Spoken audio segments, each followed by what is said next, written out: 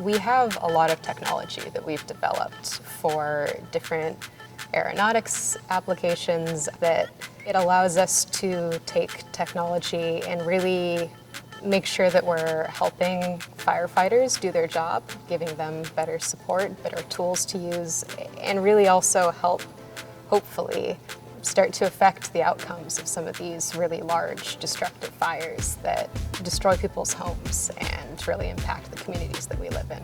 Aeronautics is really the piece that can help a lot of those kind of visions of the future come to be reality.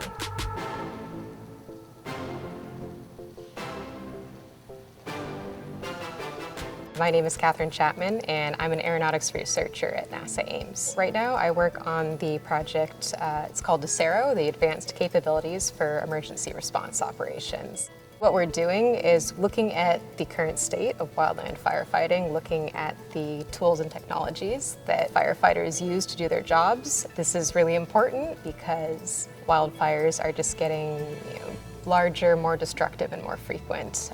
But a lot of the current technology and tools and techniques used to fight wildfire has remained pretty unchanged for the last several decades. Some of the biggest issues in firefighting have to do with degraded visual environments, which is when there's a lot of smoke in the air and you can't see, or at night, and also communication. So degraded visual environments, these are times when planes can't fly.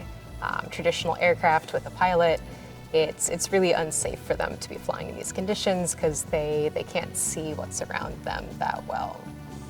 If we could start to expand some of those operations into the smoke, into the nighttime with drones, where we're not putting a human operator at risk, that would be huge because it would allow us to double, maybe even triple the amount of resources that are on a fire, and could really allow for some big strides to be made without having to put more people at risk. Another big issue in firefighting is communication. Drones are helping to solve the problem of communications by serving in a couple different ways. They can be used effectively as a cell tower in the sky to bounce signal between different remote areas and allow people to communicate on a fire that wouldn't otherwise be able to do that. They also allow for a lot more complex data than a radio would. Right now, almost all communication that happens on a fire is over radio. But if you begin to have drones, you begin to have this infrastructure, you're really able to share much more information with intent and location and fire behavior, which then allows you to plan a lot better and have a good common operating picture between everyone on the fire. I grew up in Southern California, and I was just very used to fire being a part of everyday life. I know on the East Coast people have snow days. Where I grew up, we had fire days.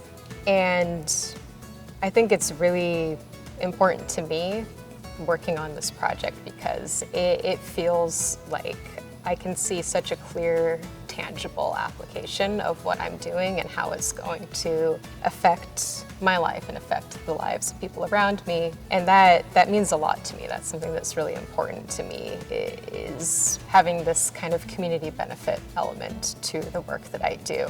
I obviously didn't go to school expecting to be researching fire. I don't think a lot of people do. But it's something that when I started to learn more about it, really seemed important to me.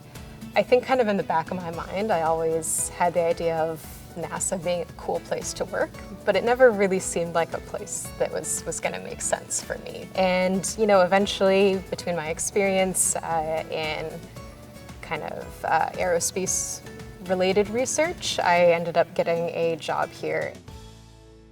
If you want to get into aeronautics, if you want to really pursue this in the future, I don't think there's any one skill set that really makes you able to do aeronautics research. So many people I work with have completely different backgrounds.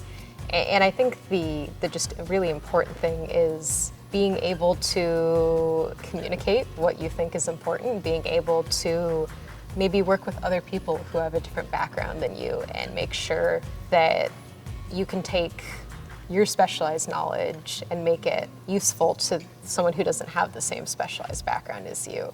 Really the thing that has helped me the most in working at NASA and working in aeronautics is just being able to communicate with people well. And I think that's oftentimes a really undervalued and underrated aspect of STEM as a whole. STEM isn't one thing. There are so many people who have non-STEM backgrounds and non-STEM roles who still work at NASA and support the NASA mission. Focus on what you think is interesting and keep kind of following where your curiosity is leading you. And I think that's really a good way to find some really interesting niches that maybe you wouldn't think about working in, but end up being a great fit.